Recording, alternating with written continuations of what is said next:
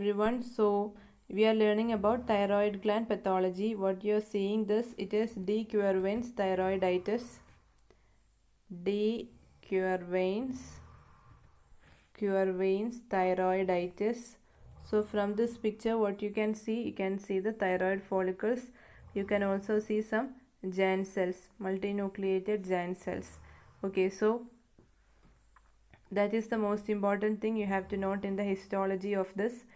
So here in microscopic examination, you can also see a granuloma. You can see this giant cells plus this colloid. So it is got another name, granulomatous thyroiditis. So that is the another name of D. Quervain's thyroiditis. Now you have another zoomed picture. You can see the giant cells here. Another important point is here the thyroid, it will be painful. It is a tender thyroid and the patient can get cervical lymphadenopathy can be present or absent.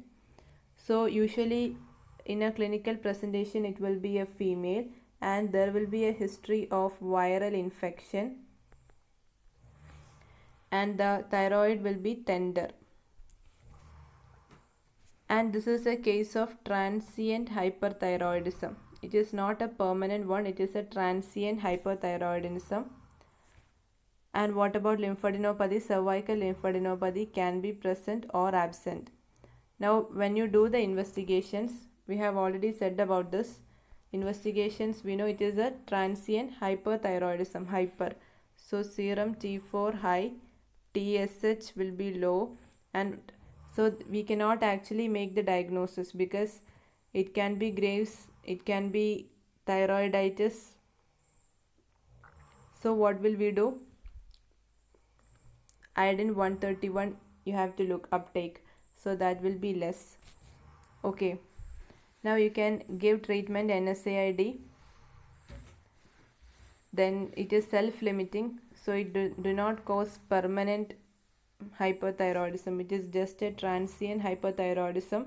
So the history you should remember, there will be a history of a viral infection, like the patient have got fever, patient was having malaise, and also patient was having pain in the neck.